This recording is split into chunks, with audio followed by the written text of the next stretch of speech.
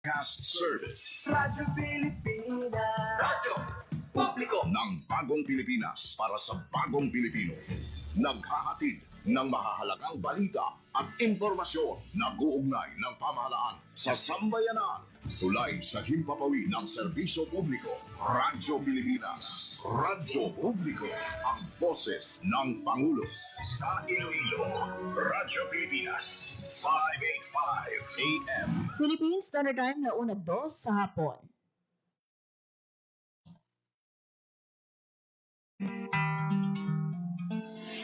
Adlaw-adlaw, Lunes tugtog Biyernes, pagdulong sang mga balita. Hitabo, issue ka concern, may kaangtanan sa katilingban, sa kaayuhan, pati na ang sa ikaayong lawas. Halin sa mga concern sa mga bata, sa mga lamharon, nagadinalaga kag nagasinultiro, mga hamtong, professional man o mamumugon, mga tigulang, kabuhi kag paghimakas sang mga ginikanan para sa ila kabataan. Pag-ulikid sang panwa, pagtingob sang magkasimanwa, para sa ikaayo sang ila kahimtangan. Ini ang Balitang Sosyal.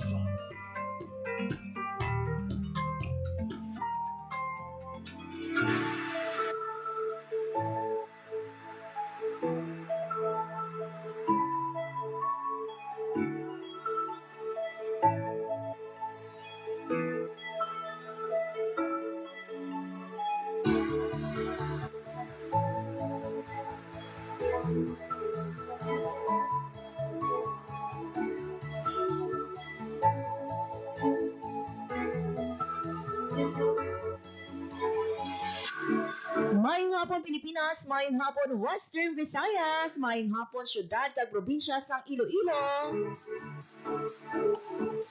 Good afternoon, isa mga biyan ka mainit nga hapon sa inyong nga tanan. Adlaw kita subong sa Miyerkules, Enero 7 tuig 2026.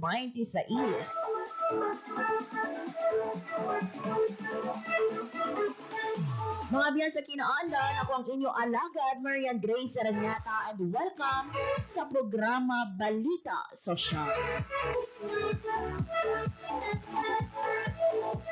Kamusta ka mo? Kamusta ang mga kautunan nato no nga? Balik sa trabaho? Mayong hapon sa aton nga mga kauturan sa mga merkado publiko, aton nga mga street sweeper, mga vendors naton. Kag sa ibang bagay naton nga mga mamumugol nga naka-tune in sa 585 AM. Kag nagalantaw sa aton nga Facebook Live sa Radyo Pilipinas Iloilo. What a beautiful Wednesday afternoon. Ready na bala kita para sa resulta sang aton nga 2025 bar examinations. Makahawat-hawat mga biyano bang masubong nga alauna. Ginapananaw no nga i-release na ang listahan sa mga nakapasa sa aton nga bar exams. Sa more than 11,000 nga mga taker naton nakatapos no sa tatlong adlaw naton nga bar exams.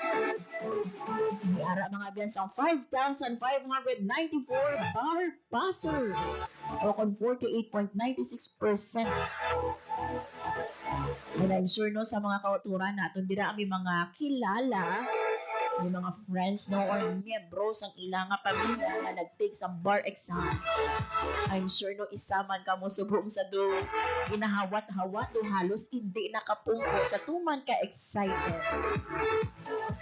And what we pray no and hope no sa mga kauturan nato no nga nagkuha sang bar.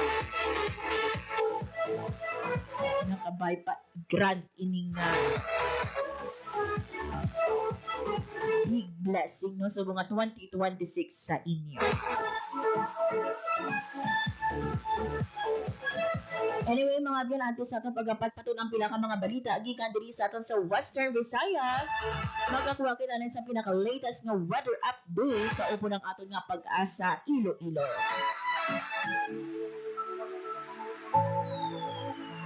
Mga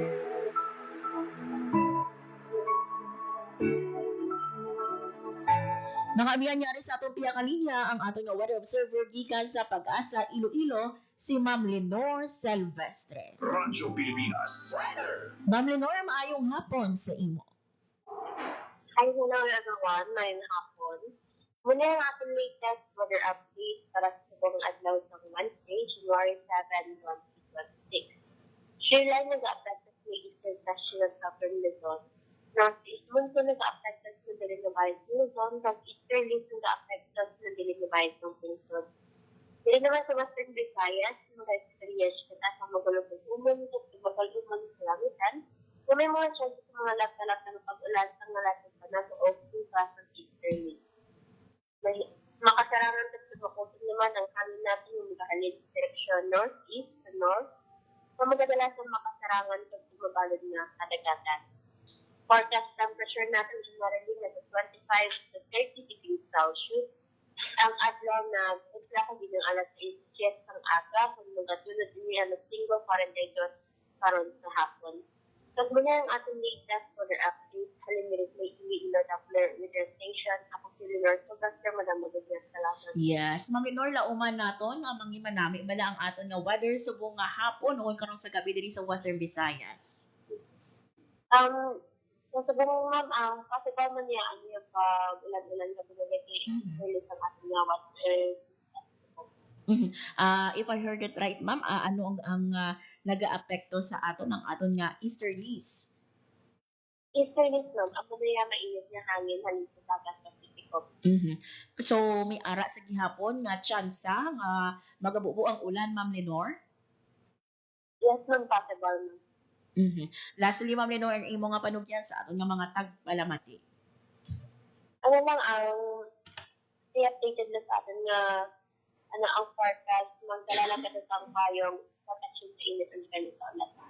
Okay, with this, Ma'am Lenore, thank you so much. Welcome ma'am sa maayong adlaw. Radyo Pilipinas. Radyo Publiko. Radyo Pilipinas. There you have it, mga abyan, si Ma'am Lenore Silvestre, ang aton nga weather observer gikan sa Pag-asa Iloilo no, sa pagtuon sa aton sa pinaka-latest nga weather update. By the way, balik kita no sa aton nga pagbantay sa bar exam nga resulta. Ari sa aton nga later on no, or sa dili lang madugay.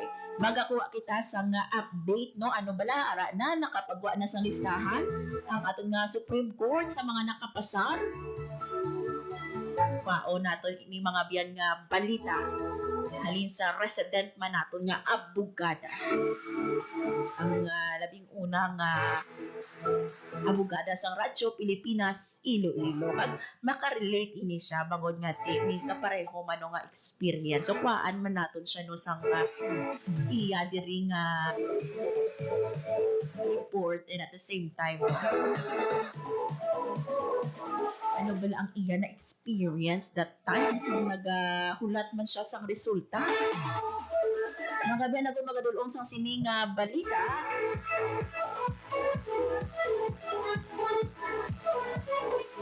Si Hope Torrechante. Radyo Pilipinas. Radyo Pilipinas. Report. Hello, B. Mayong hapon. Kamusta? Nakapagawa na bala sang listahan sa mga nakapasar sa 2025 bar exams ang aton nga Supreme Court?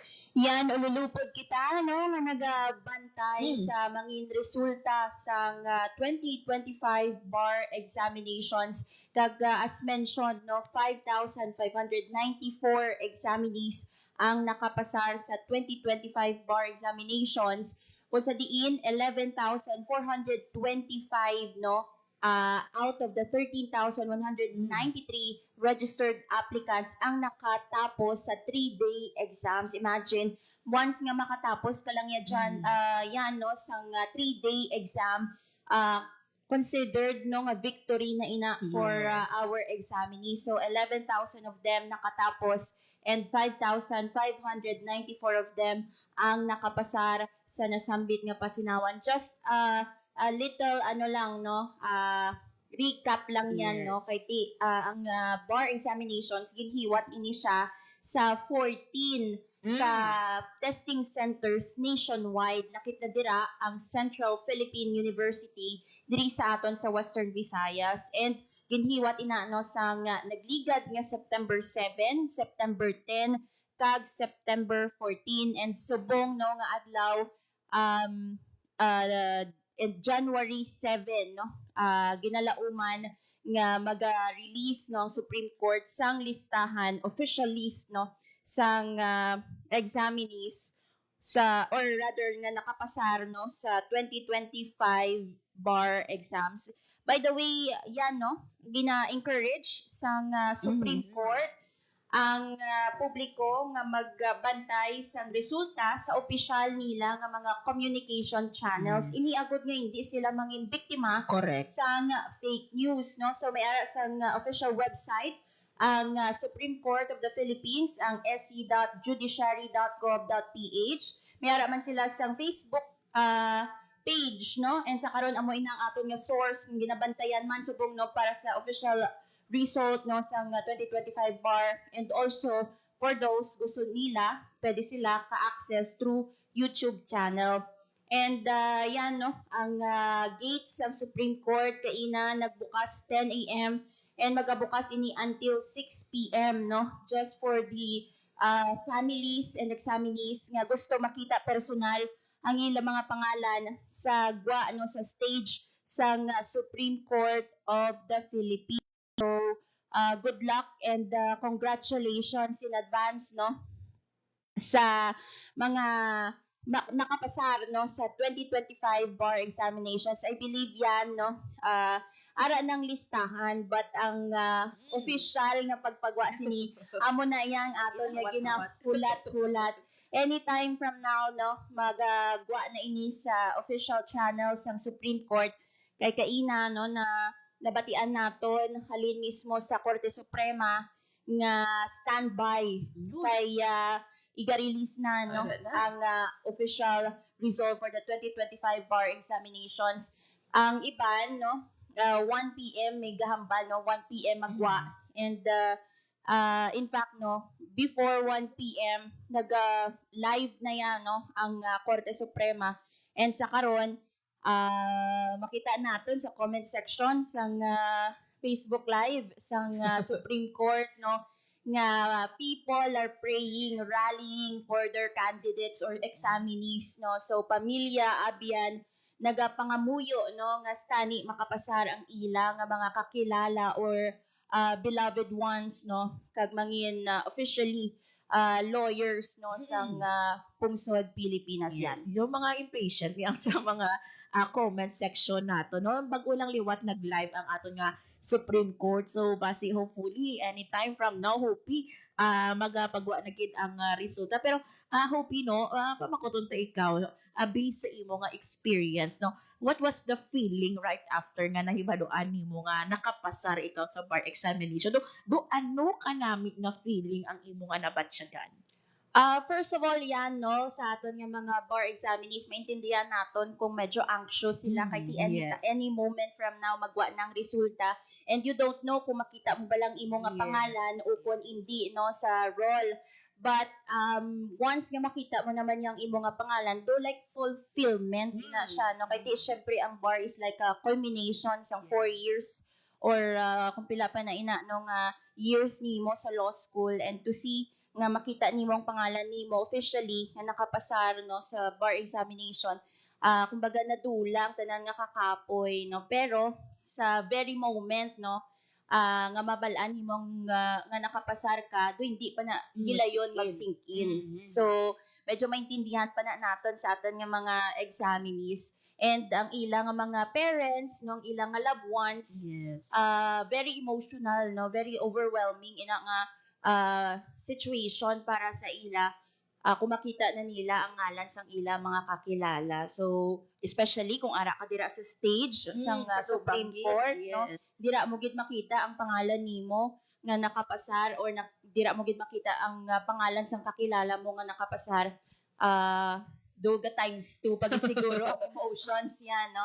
So ara na no bukas ang gates ang Supreme Court for those no, especially sa Metro Manila yan, Yes. pwede gid sila padulong no sa ah, Supreme Court kay maging preparar no na stage ang Korte Suprema. Yun, I'm sure Hopi excited ikaw dira maglantaw sang resulta. Madam, mo giga salamat. Yes, bantayan no ang mangin resulta, bantayan natin yan kung pila ang mga nakapasar sa University of San Agustin, Yes. Central Philippine University, West Visayas State University, sa St. Lasal no sa Yes, Bacolod, Bacolod. and all other law schools no diri sa Western Visayas, para ma-check nato no ang mga Ilonggos and mga taga Western Visayas nga nakapasar sa 2025 bar examinations. Yun, madam, mo giga salamat, Hopi. Para sa Bagong Pilipinas, Hope Trichante, Radyo Pilipinas, Radyo Publiko. Radyo Pilipinas. Radyo Publiko. Radyo Pilipinas. Thank you so much sa sini nga report, Hope Durachante, no? Natuloy sa aton nga pagbantay man sa 2025 bar examinations. Mga biyan, no? Kita diri sa Radyo Pilipinas, Iloilo, no? Every year, kita ang isa kita, no? Sa mga nagabantay sa mga resulta, no? Sa bar examinations because as what Hopi mentioned gani earlier, may ara kita nga mga universities or mga schools diri sa aton sa Iloilo City or sa whole Western Visayas nga naga-offer sang ara kita sa mga law schools. That's why no nga ginalantaw nato, ginahulat nato ang mga performance sa mga schools. And at the same time, no, we shared no sang ilang happiness.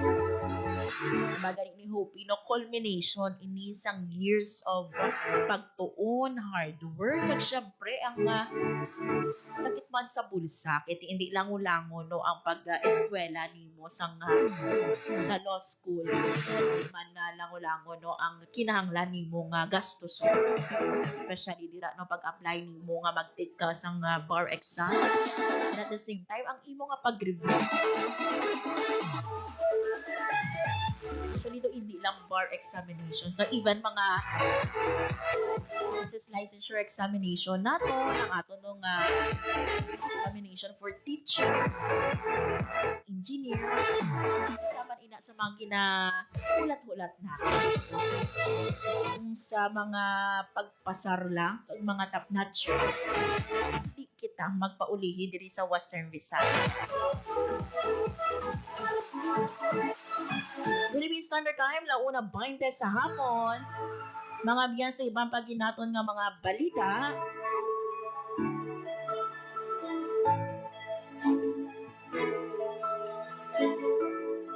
By the way, a reminder sa mga kauturan naton nga luya maglandaw sang sneak peek no sang performances ng mga indis no sa kasadyahan sa Kabanwahanan, and at the same time no, sa aton nga Dagyang Tribes Competition this coming Saturday. Opening salvo no sang aton nga kasadyahan sa Kabanwahanan at 1 p.m. And sa following day no, January 11, opening salvo naman sang aton nga Dinagyang Festival.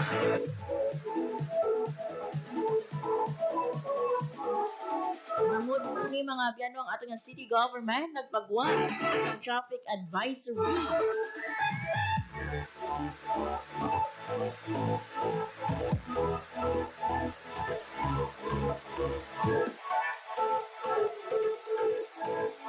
Sanding mga biyan sa gimpagwa nga traffic advisory sang aton nga Iloilo City Traffic and Transportation Management Office. Nauman naton mga biyano ang moderate to heavy traffic sa mga adjacent roads sa Moliloni Street, Peralta Street, Nerva Street, lagi pa sa J. Basa Street, Luna Street, Iloilo Sports Complex, Magsaysay Street, Mamroco Street, mangod man sa opening salvo sang Iloilo Dinagyang Festival 2026. Alin ini mga biyan 12 noon. Di maumpisa nung ato yung opening salvo alauna sa hapon. So, magbalo no sang malawig nga pasensya. Mangod nga this is our time no, para no maglantaw sang sneak peek sang mangin performance. By the way, ara na nag-live na ang Supreme Court naton.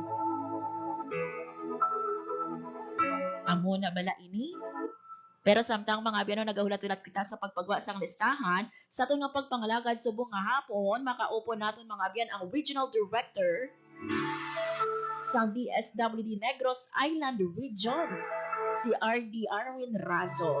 Ibaloon naton mga abyan no, bangod last time no, sa pagperma sang aton nga presidente sa aton nga national budget, isa mga abyan no, ang social services.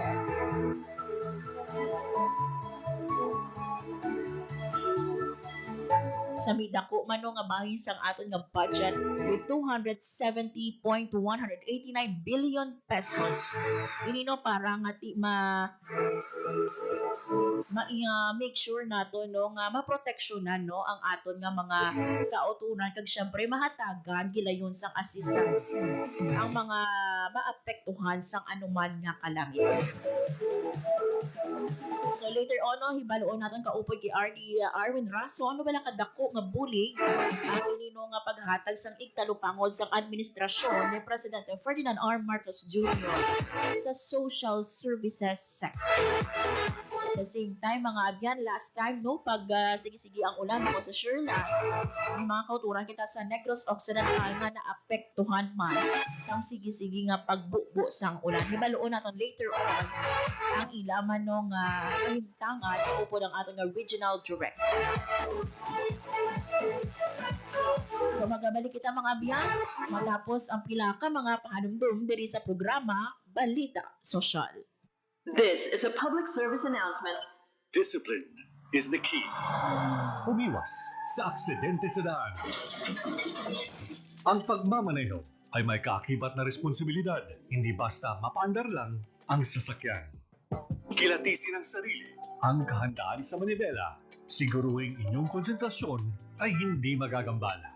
Importante rin na ating laging isipin, init ng ulo ay huwag pairalin, bagkus kaligtasan ng lahat ang siyang dapat unahin. Isang mahalagang paalala mula sa Presidential Broadcast Service at Radyo Pilipinas, Radyo Publiko 738. This is a public service announcement. Public service announcement from PBS, Presidential Broadcast Service at Radyo Pilipinas, Radyo Publiko 738. Time to celebrate kulturang Pinoy. Tradisyon, musika, sining, literatura at iba pa. Anything and everything fun and Filipino. Ito ang Pinoy Kultura. Alam mo ba kung ano ang mambabato?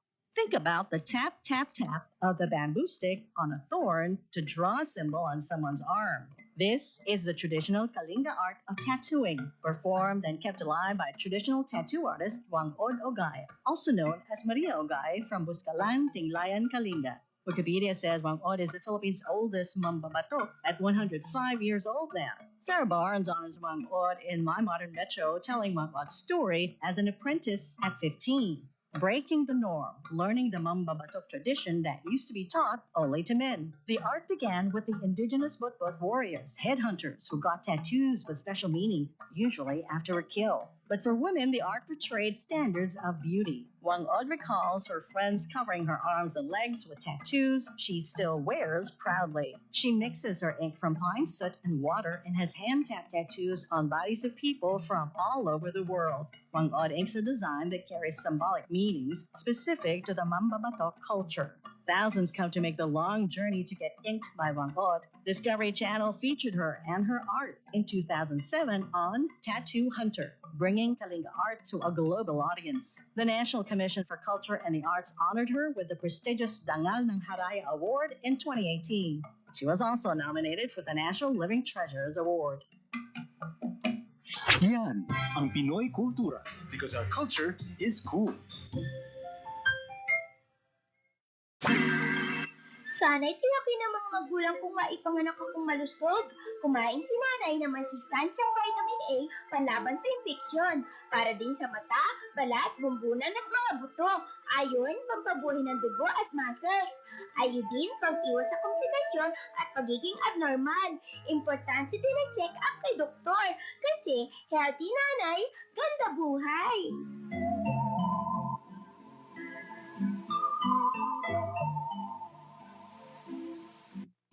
Time to celebrate kulturang Pinoy. Tradisyon, musika, sining, literatura at iba pa. Anything and everything fun and Filipino. Ito ang Pinoy Kultura. Iba ang musikang Pilipino, or more popularly known as OPM. May OPM na makabago. May OPM na makaluma. Dal mo sana may OPM na rap. May OPM na rap. You know, last night, yo, it was the best. May OPM na mabagal. Magaganda mga Pinay. May OPM na mabilis. May OPM na Tagalog. Ang himig natin. May OPM na English. Bahagi ng ating kultura, noon, ngayon, at magpakailanman. Anumang OPM ang hanap mo, isa lang ang masasabi ko.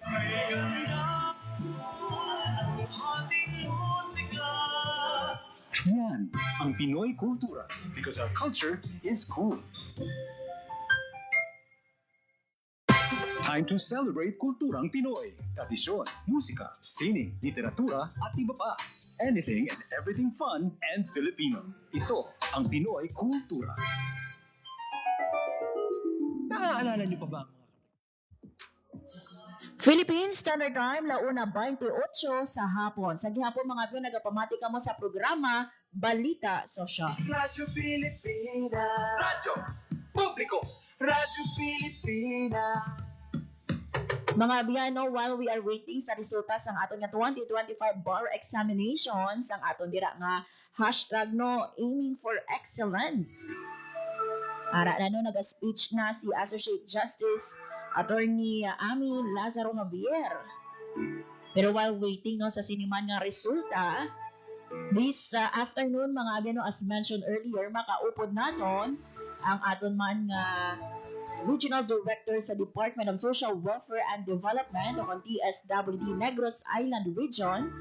Hibaluon natin mga abyan, no, kamusta bala ang nangin 2025 for our DSWD NIR and ano ang iga-look forward natin for the year 2026. Kag ano kadako nga bulig ini mga abyan, no, ang paghatag sang administrasyon ni Presidente Ferdinand R. Marcos Jr. sang more than 270 billion pesos for our social services sector. Mga nangyari sa tapya kanina ang ating Regional Director sa DSWD NIR, si RD Arwin Razo. Hello RD, maayong hapon sa imo and welcome back sa Radyo Pilipinas Iloilo. Hello, good afternoon. Good afternoon po sa listeners ng ating programa sa Radyo Pilipinas Iloilo. Doon sa mga communities na inaabot ng ating signal. Magandang hapon po. Yes. RD, I would like to ask una sa lahat, no, if we are going to assess no ng 2025 ng or year 2025 for DSWD NIR, ano po ba yung masasabi natin? What can we say about 2025 for DSWD NIR?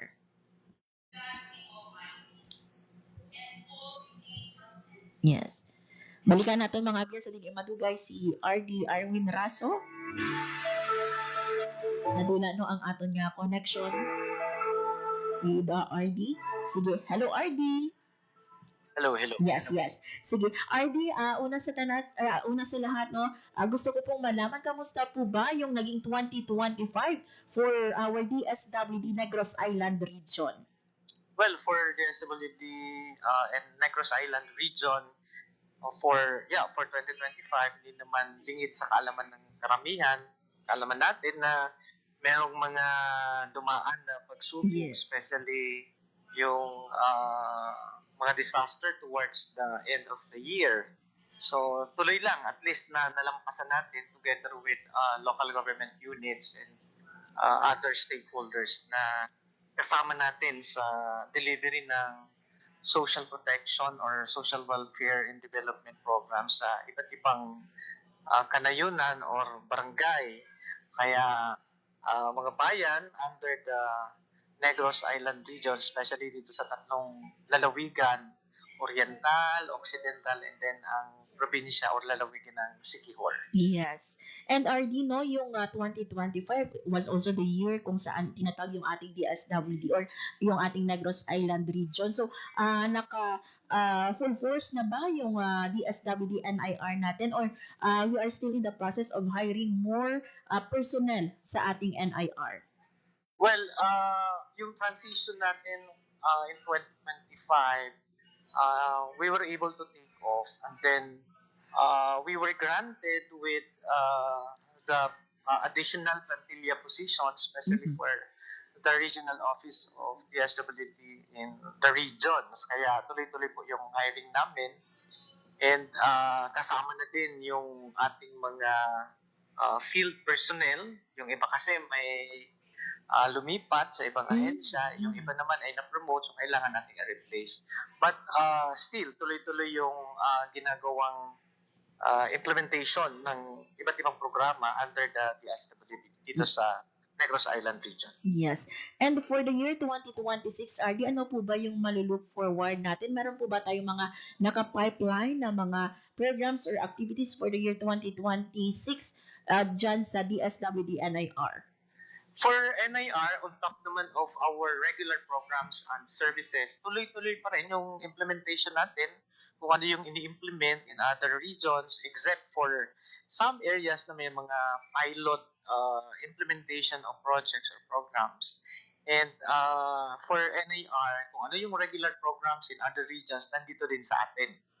And we are trying to strengthen or step up along the implementation of the different services that we have in partnership pa rin with local government units and other stakeholders. Yes.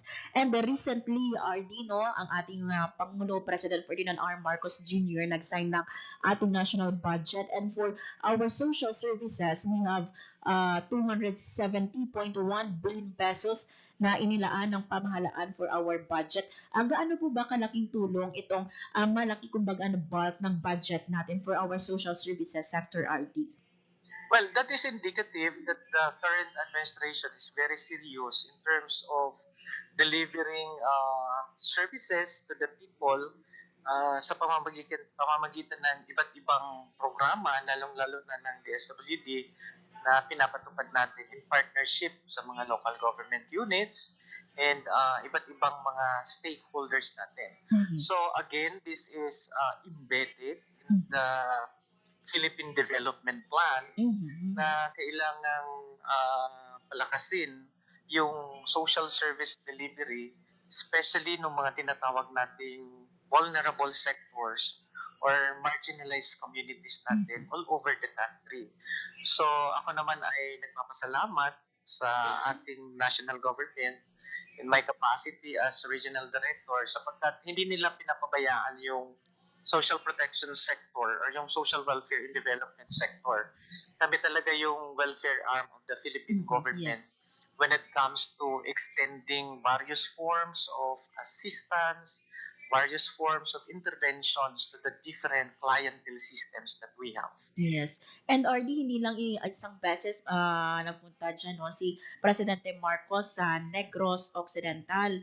Ano po ba yung kalaking bagay na mismo yung Presidente mismo yung pumunta sa mga, especially sa mga affected natin ng mga bagyo?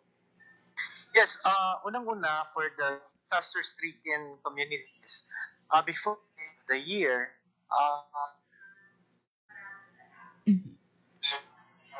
yes. Balikan natin mga biyan sa dili madugay sa liwat mo si RD Arwin Razo, do hindi man namin ang aton nga connection with our regional director. So, balikan natin. Sige, RD, sige po.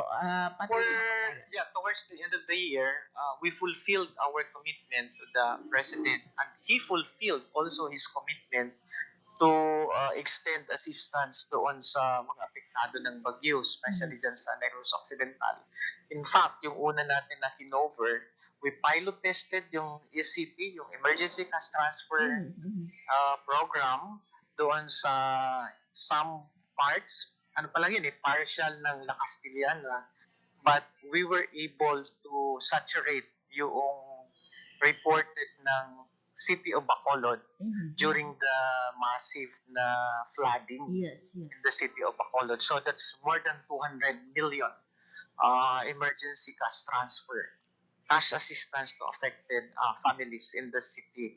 And then may yung nabanggit ko kanina, yung parang pilot rollout namin dun sa La Castellana, although that's roughly mga 4 million pesos. So that's over 200 million alone for disaster assistance. Hindi pa po dyan kasama yung mga family food packs, yung mga food and non-food items natin na dinistribute dun sa mga severely affected LGUs and heavily affected communities all over the region, hindi lang Occidental, kasama na din yung part of Negros Oriental, and then merong isolated cases doon sa Siquijor. Yes.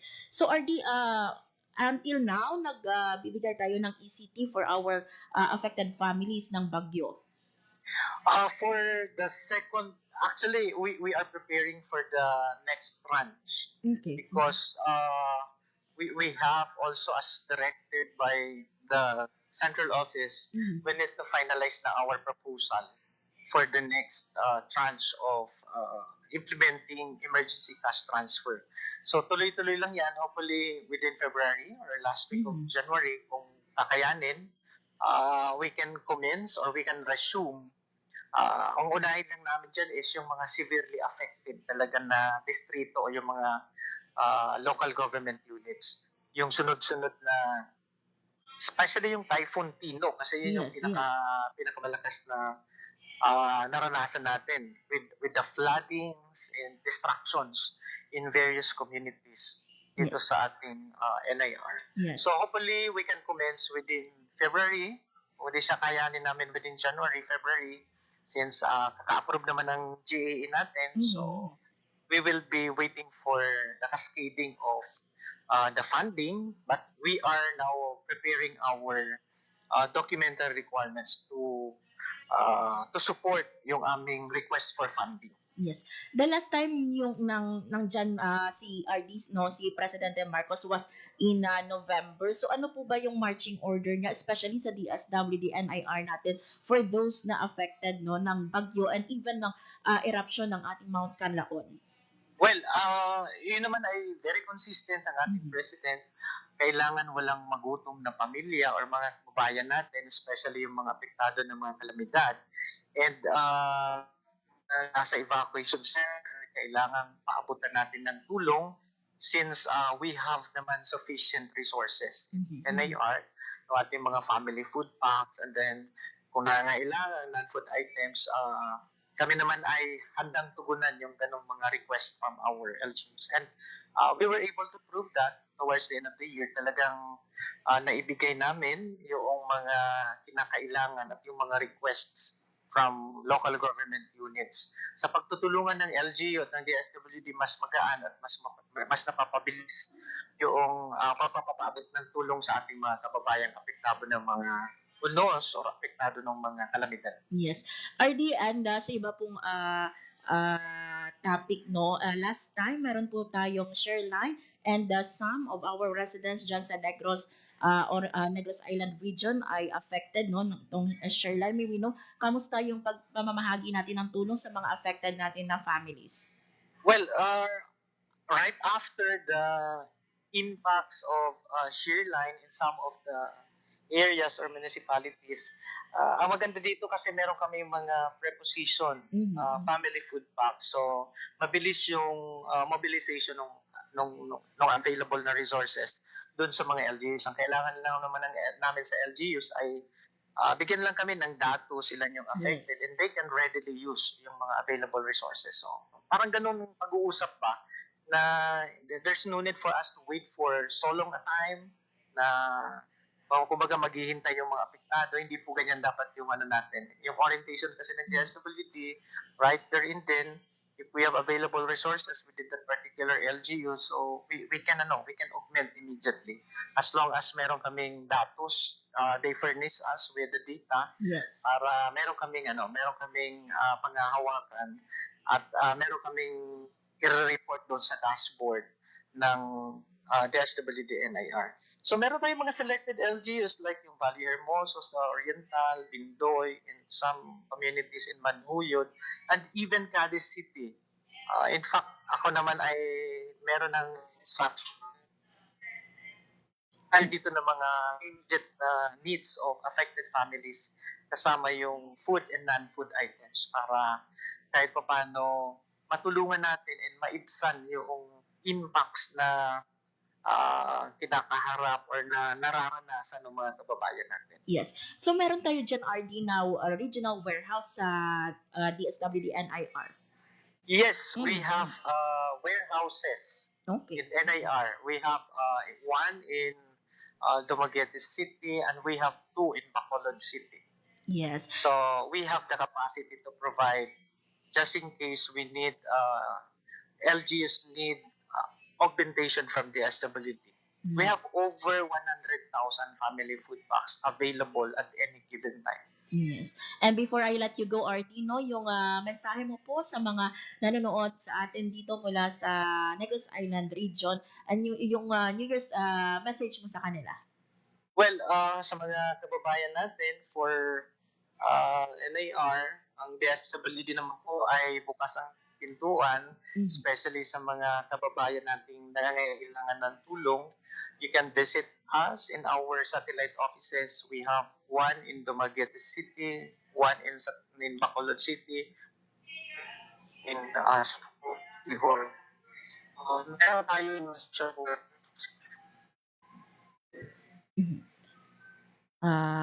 mga biyano, balikan natin sa Dili Madugay. Walk-in ka or bumisita ka sa amin, we will, our social workers are very much ready and willing to assist our clients. Yes. With this, RD, maraming salamat no, sa time at sa impormasyon na binigay mo dito sa amin sa Radyo Pilipinas Iloilo, sa aming mga tagapakinig. Maayong hapon, RD Arwin. Maayong hapon. Thank you very much. Radyo Pilipinas. Radyo Publiko. Radyo Pilipinas. There you have it, mga biyan, si Regional Director Arwin Raso sa DSWD Negros Island Region. So according kay RD, no, may ara sa enough no, nga resources, duha ka bilog ang warehouses sa DSWD NIR sa Dumaguete City and sa Bacolod City. So anytime no nga may mga kinahanglan nga mga LGU natin, although wala natin ginapangayo no ang pagluntad sa mga kalamidad, but in case no nga may ara, preparado ang ato nga DSWD NIR.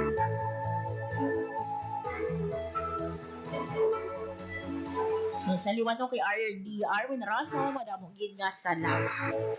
By the way, mga biyan, no, sa Negros Island region, sa mga ginabantayan ba nato, no, ang aton nga Mount Canlaon. Sa region na 5 naman, mga biyan, ang ato naman ginabantayan, no, ang Vulcan Mayon. So, yara karong mga biyan, ang ato nga DSWD sa full alert, naging pasalig, no, ang mga Bicolano na ang Field Office 5 sang DSWD nakahanda sa pagresponde matapos kaging pasaka sa Alert Level 3 ang bulkan.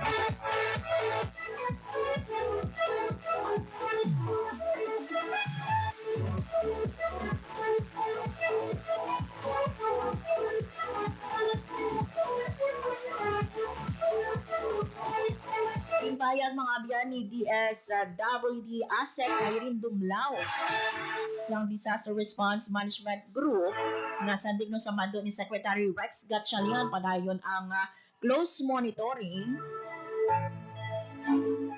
sa mga LGU, kaupoy man ang ating mga Provincial Disaster Risk Reduction and Management Council para mapasiguro ang kaluwasan sang mga pumulong. Dugang man ni ASEC Dumlao nga nakadeploy na ang DRMD staff sa gintumod nga potentially affected populations sa sulod sang 6-kilometer danger zone sa ang bulkan, no, kag magbulig sa ating mga evacuation center. Ano duman kay pasaka sa nga FIVO sa alert level 3. Ang aton nga Vulcan Mayon. Tapos nung may nakitaan nga rockfall activity sa edifis inflation. Napakita sa potensyal nga magmatic eruption. So, naghahanda sa karon ng ato nga DSWD sa posibleng nga ash fall na makaapekto sa southern side sang bulkan sa digman sa wind pattern sa Bicol region. Sa datos mga biyan, may 122 ka pamilya kung 601 ka individual. Alin sa Ginobatan, Kamalig, kag iba pa nga barangay sa Alba ang apektado sa bulkang Mayo. And save trono sa pasalig sang aton man kay inang Regional Director Erwin Raso. Sa mga maapektuhan sa kalamidad sa NIR, ang aton mga biyan nga DRMD Assistant Secretary nagpasalig man nga may ara sa bastante nga stockpiles. Ano makita ninyo sa screen, no? Ang numero sang stockpiles. Ana sang budget nga 132.59 million pesos ang DSWD Bicol Region. Ara man more than 111,000 nga box ng family food packs. Masobra sa 16,000 nga ready-to-eat food items o boxes. Kag more than 15,000 nga non-food items ang aton nga regional office. May nakaproposition man ang DSWD Bicol Region sang relief supplies kag logistics sa 23 ka warehouse sa rehiyon. Lakip na ang padayon nga pag-replenish no sang aton nga food kag non-food items sa LGU facilities. Naka-standby man ang mobile kitchens, mobile command center, kag mobile water system para sa deployment. Ang muling importante, no, ngati ang aton nga gobyerno ready gid anytime, mapasalig ready gid anytime nga magpalapot sa bulig sa mga maapektuhan sang anuman nga kalamidad.